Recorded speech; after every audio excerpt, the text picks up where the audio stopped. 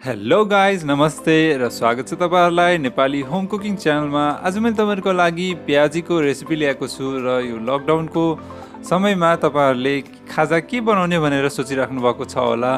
त्यसको लागि मैले तपाईहरुको लागि सजिलो प्याजीको रेसिपी लिएर आएको छु। ल सुरु गरौँ है त।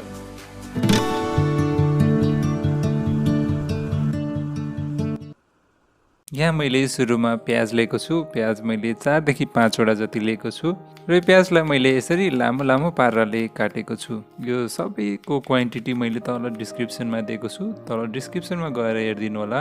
यो प्याज पनि मैले काटेर भ्याइसकेको छु। त्यसपछि मैले यहाँ लिएको छु बेसन, त्यसपछि मैले यहाँ लिए अदुवा लसुन काटेको अनि हरियो खुर्सानी, त्यसपछि यहाँ मैले जिरा र धनियाको पाउडर लिए अनि त्यसपछि मैले यहाँ बेसार लिएको छु र खुर्सानीको पाउडर पनि लिएको छु। लास्टमा मैले नुन लिएको छु। अब मैले एउटा ठुलो बट्टा लिएको छु र यो बट्टामा मैले पहिला प्याज राखेँ। त्यसपछि मैले यहाँ सबै इन्ग्रिडियन्ट्सहरू एक एक गरेर एड गर्दैछु। यो सबै इन्ग्रिडियन्ट्स एड गरिसकेपछि यसलाई अब मिक्स गर्नुपर्ने हुन्छ। यसलाई हातले मिक्स गर्नु होला र यदि तपाईहरुलाई बेसन कम लागेको छ भने यसमाथि फेरि अझै अलिकति बेसन एड गर्न सक्नुहुनेछ। र यो बेसन एड गरिसकेपछि यसमा थोरै पानी पनि हाल्नुपर्ने हुन्छ र मैले यहाँ मिक्स गरेर रेडी पारिसकेको छु हाम्रो यो पकौडाको लागि ब्याटर। र यो अब प्याजी बनाउनलाई रेडी भइसकेको छ। त्यसको लागि मैले एउटा प्यान लिएको छु। अब प्यानमा मैले तेल तताएको छु। यो तेल मैले सनफ्लावर रिफाइन्ड ओइल लिएको छु र अब मैले एक एक गरेर यसमा प्याजको पकौडा राख्न गइरहेको छु। तपाईं हेर्न सक्नुहुनेछ मैले कसरी बनाइरहेको छु। यसलाई अलिकति थिचेर अनि हाल्नु होला तेलमा र तेल चाहिँ पुरै तताएर त्यसपछि फ्लेमलाई मिडियममा राख्नु होला। नत्र यदि हाई फ्लेममा तपाईले पकाउनु भयो भने राम्रोसँग भित्र पाक्दैन। त्यसैगरी मैले यहाँ अहिले थोरै हालेर पहिला ट्राई गर्दैछु। एकपट्टि गोल्डन ब्राउन कलरको भइसकेपछि अर्कोतिर पनि त्यस्तै गोल्डन ब्राउन कलरको हुन्जेलसम्म पकाउनु पर्ने हुन्छ।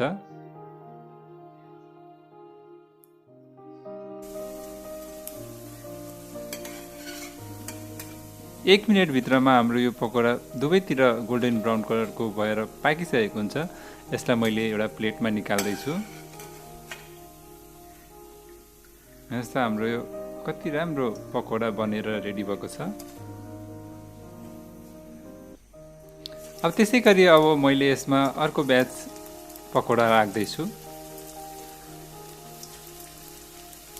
तपाईहरुलाई पनि कतिको ठाउँ त्यहाँ एभाइलेबल छ त्यही अनुसार तपाईले त्यसमा पकोडा राख्न सक्नुहुन्छ।